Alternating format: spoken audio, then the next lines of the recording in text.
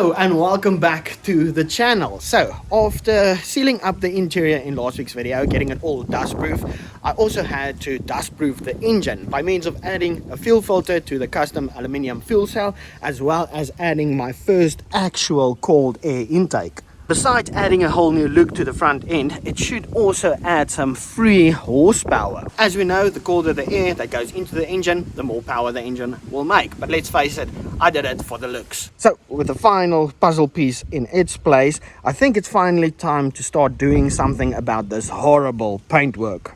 So the plan for the next couple of weeks is to get this thing prepped and painted. Now, I certainly have my work cut out for me. It's going to be a ton of work, but I think it's really going to be worth it. So as you can see, I got the front bumper back on there because I wanted to make sure I don't need to cut a piece of it out over there where the cold air intake is. But I'm happy with it like it is, and I think we can get started. So I'm going to get started on the front end. That is the most difficult part.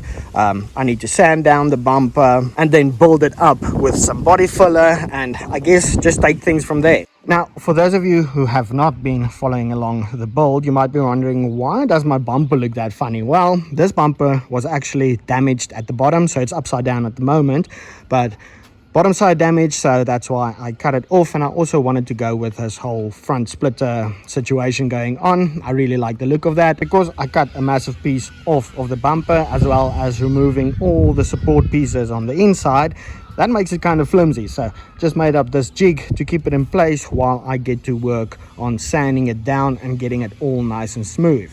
So I also filled up this gap with some foam, expander foam, as well as that one over there, because I lost the one strip and I'm not going to buy another strip. So I'm just going to fill it up and make it all smooth. What I'll be using to fill it up is some fiber filler, body filler, hopefully. Because the bumper is plastic, I want it to still be able to move around, and hopefully that'll do the trick. So I'm going to get you guys on a time lapse. I'm going to go to town with some 100 grit and get this thing smooth, and then I guess we'll move on to body filler.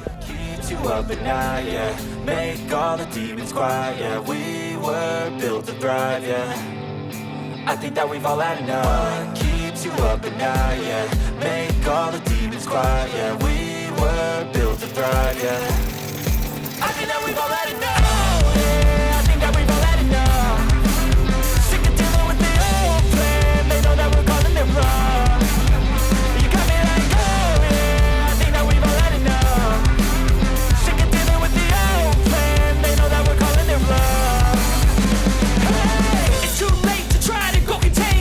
Generation fueled by creation.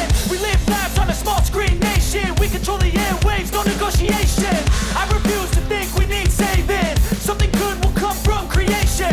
And when we think that the world is too anxious, we'll adapt, evolve, survive, and save it. What keeps you up? This is my first time ever doing any kind of bodywork, but I will say this stuff is actually freaking cool. So as soon as it starts to dry up, it kind of looks like fiberglass. I guess that's why it's called fiber filler. But anyway, so I ended up adding 2 coats, using about 2/3 of this fiber filler, body filler, and then I was thinking I need to heat it with a bit of sandpaper. It is the next day, so I left it overnight to cure, get it a bit smoother than it is, and then I do have some left over to fill in what needs to be filled in.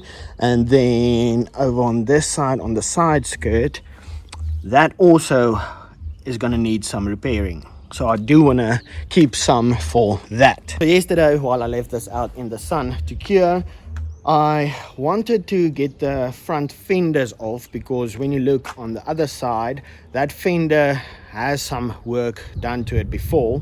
So I do want to get them off and have a better look at it. But to get the fenders off, you need to remove the side skirts. So the side skirts are held up from underneath with these little plastic, let me tell you, headache. And then when you look inside the door, it also has these little clips. So I just use a needle nose pliers, and then I'll take that off, and then we can go ahead and get the fender off. And then the other fender on this side that has some work done to it, I just want to have a better look at that, and it'll just be easier to work with and prep for paint when it's off the car. And then as you can see on the hood, got all the stuff removed, so I had to drill these hood latches out.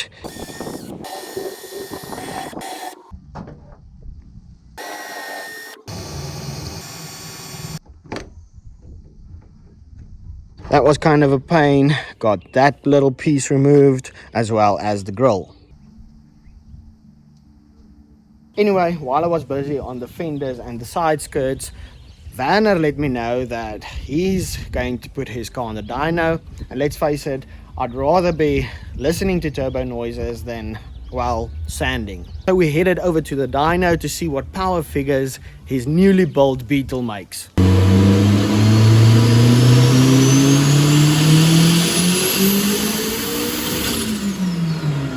Yep, that is one angry Beetle. I really like that car. But anyway, I'm in way over my head with all this. Let me get back to work. I think I'm gonna start sanding this down a bit, see how that turns out, and then remove the side skirts and the fenders. Yeah, let's do that. I think that we've all had enough. Keeps you up at night, yeah. Make all the demons quiet, yeah. We were built to thrive, yeah. Okay, so I've learned my lesson. Tip number one, if you want to do this, don't do it by hand. That's about 20 minutes worth of sanding, and basically that's not even close to being good. This surface has to be as smooth as possible to get the best paintwork done on it. I'm gonna need some kind of machine or something to make life a lot easier. My arm is about to fall off. But anyway, let's move on to removing the side skirts and the fenders and see what we find over there.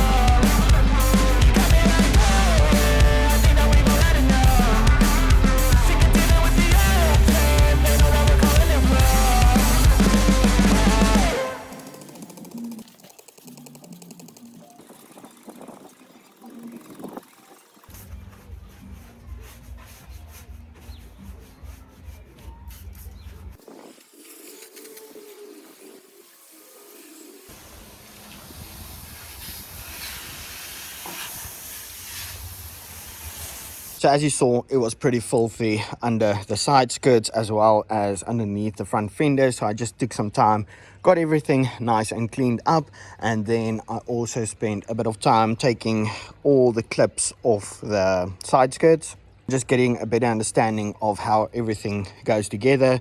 Those strips also just slide into them, and then over on this side, on this front fender, like I said, definitely has some work done to it. It's a massive dent over here, so all that is going to be body filler as well. And then something I've always wanted to try on like a bumper or a side skirt is fixing a crack like that. So what I did was I drilled it full of holes all along the crack line.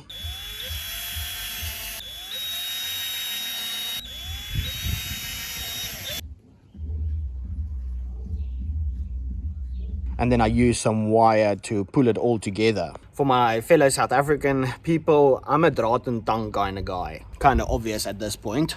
But I really do think this is going to work. So once I do get a machine like a sander to get that bumper flattened, I'll also add some of that fiber filler to that, get that nice and smooth, and then rough it up with some sandpaper, and then we can paint that. I still need to take the front fenders apart, get that ready for paint. My goal is to get some of the parts painted in the next video, and I can't wait to show you guys the color scheme I have in mind for this. Now, in all honesty, it wasn't the plan to get started on this week. My plan actually was to get the car on the dyno and get some numbers on it, but I'm about knee deep into it now, no turning back, and we need to keep pushing. Besides the fact that this is going to be a lot of work, I still have no idea of exactly how much work this is going to be, but I'm going to do my best to get this done, and I think it's going to change this car for the better. I'm really excited, and I hope you guys are too. So over the next couple of weeks, we're gonna knock this out, get this thing painted, and it's gonna look freaking sick. Hope you enjoyed the video. See you in the next one. Peace.